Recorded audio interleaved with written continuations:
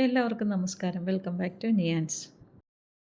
വീട്ടിലെപ്പോഴുമുള്ള ചേരുവകൾ കൊണ്ട് നല്ല സൂപ്പർ ടേസ്റ്റിൽ ആവിയിൽ വേവിച്ചെടുത്ത 4 മണി പലഹാരത്തിൻ്റെ റെസിപ്പിയാണ് ഇന്നത്തെ വീഡിയോയിലുള്ളത്.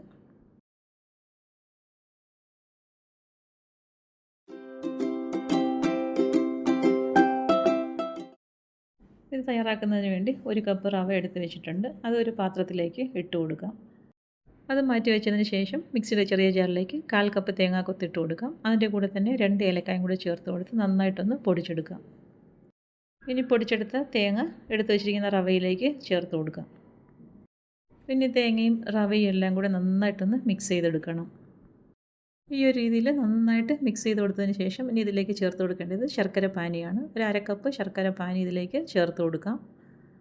ഇനി നന്നായിട്ട് ഇതിനെ വീണ്ടും ഒന്ന് മിക്സ് ചെയ്ത് കൊടുക്കാം. ശർക്കര പാനി തയ്യാറാക്കി അരിച്ചെടുത്തതാണ് ഇതിലേക്ക് ചേർത്ത് കൊടുത്തിരിക്കുന്നത്. ഈ ഒരു രീതിയിൽ ശർക്കര പാനി ഒഴിച്ചു കൊടുത്ത് റവ നന്നായി ഒന്ന് മിക്സ് ചെയ്ത് കൊടുത്തതിന് ശേഷം മാറ്റി വയ്ക്കാം. ഇനി വേണ്ടത് പാലാണ്. 1/2 കപ്പ് പാല് മിക്സിയുടെ ജാറിലേക്ക് ഒഴിച്ചു കൊടുക്കാം. ഇനി ഇതിലേക്ക് ചേർത്ത് കൊടുക്കേണ്ടത് ഒരു നേന്ത്രപ്പഴമാണ്. അപ്പോൾ ഈ പഴം ഒന്ന് അരിഞ്ഞെടുത്തതിന് ശേഷം ഈ പാലിലേക്ക് ഇട്ട് കൊടുക്കാം.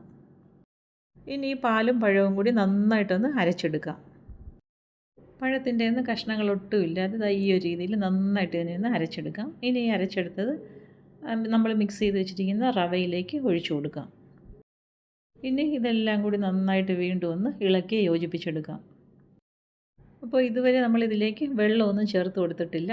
അപ്പോൾ അതായത് പാലും പഴവും കൂടി അരച്ചതും കൂടി ചേർത്ത് നന്നായിട്ട് ഇതിനെ ഒന്ന് മിക്സ് ചെയ്ത് കൊടുക്കാം.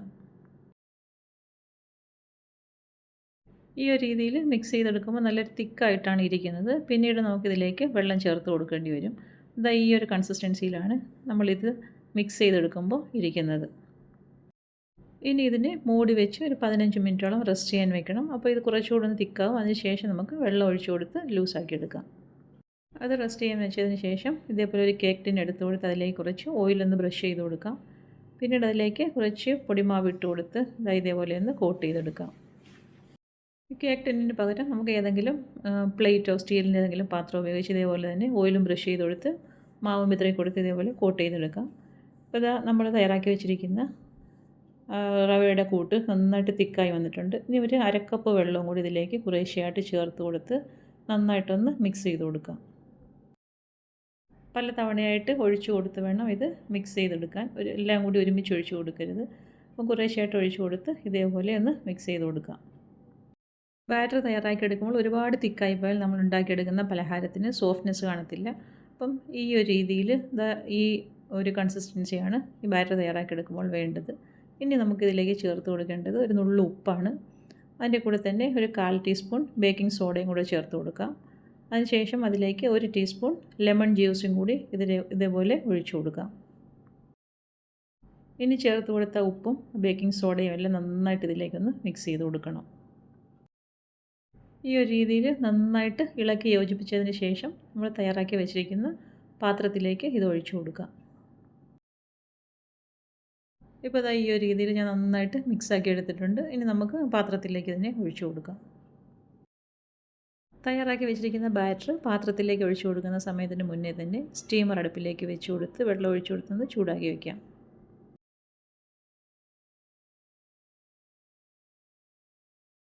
ഇപ്പോൾ തയ്യാറാക്കി വെച്ച ബാറ്ററെല്ലാം പാത്രത്തിലേക്ക് ഒഴിച്ചു കൊടുത്തിട്ടുണ്ട്. ഇനി 3-4 തവണയൊന്ന് ടാപ്പ് ചെയ്തെടുക്കാം. ഇനി നമുക്ക് സ്റ്റീമറിലേക്ക് വെച്ച് കൊടുക്കാനുള്ളതാണ്. അപ്പോൾ വെള്ളം ഒഴിച്ച് സ്റ്റീമറിൽ നന്നായി ചൂടാക്കി വെച്ചിട്ടുണ്ട്. ഇതിലേക്ക് വെച്ച് കൊടുത്തതിന് ശേഷം മൂടി കൊടുക്കാം. ഒരു 40 മിനിറ്റ് കൊണ്ട് ഇത് നന്നായിട്ട് പരുവായി കിട്ടും. ഇപ്പോൾ 40 മിനിറ്റ് കഴിഞ്ഞു. നമ്മൾ തയ്യാറാക്കി വെച്ചിരിക്കുന്നത് നന്നായിട്ട് പരുവായി വന്നിട്ടുണ്ട്. ഇതേപോലെ ഒന്ന് ഒരു സ്ക്വയർ ഉപയോഗിച്ചൊന്ന് കുത്തി നോക്കാം. അപ്പോൾ അത് നന്നായിട്ട് പരുവായി വന്നിട്ടുണ്ട്. ഇനി ഫ്ലെയിം ഓഫ് ചെയ്ത് അടുപ്പിൽ നിന്ന് മാറ്റി കൊടുക്കാം. ഇനി ഇത് നന്നായിട്ട് തണുത്ത് കിട്ടുന്നത് വരെ ഒന്ന് വെയിറ്റ് ചെയ്യാം.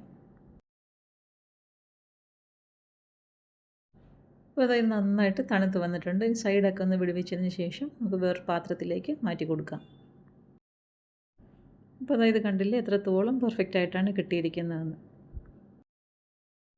ഇത് കാണുമ്പോൾ തന്നെ അറിയാമല്ലോ എത്രത്തോളം സോഫ്റ്റ് ആണെന്നുള്ളത്. അപ്പോൾ വീട്ടിൽ എപ്പോഴുമുള്ള 3-4 ചേരുവകൾ കൊണ്ട് വളരെ ഈസി ആയിട്ട് തന്നെ ഇത് തയ്യാറാക്കിയെടുക്കാൻ പറ്റും. എണ്ണയിലൊക്കെ വറുക്കുകയും പൊരിക്കുകയും ചെയ്യുന്നതിന് പകരം ഇപ്പോൾ എല്ലാവർക്കും ഇഷ്ടം ഈ ആവിയിൽ വേവിച്ചെടുക്കുന്ന പലഹാരങ്ങളാണല്ലോ.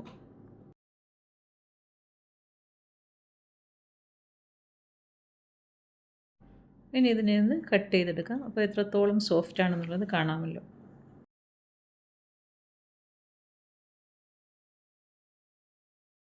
റവയും പാലും പഴവും ശർക്കരയും എല്ലാം കൊണ്ട് ആവിയിൽ വേവിച്ചെടുത്ത നല്ല കിടിലനൊരു 4 മണി പലഹാരമാണ്. അപ്പോൾ ഈ ഒരു രീതിയിലൊന്ന് ട്രൈ ചെയ്ത് നോക്കൂ. അപ്പോൾ ഇന്നത്തെ വീഡിയോ ഇത്രയേ ഉള്ളൂ. ഇഷ്ടമായാൽ ലൈക്ക് ചെയ്ത് സബ്സ്ക്രൈബ് ചെയ്ത് സപ്പോർട്ട് ചെയ്തേക്കൂ.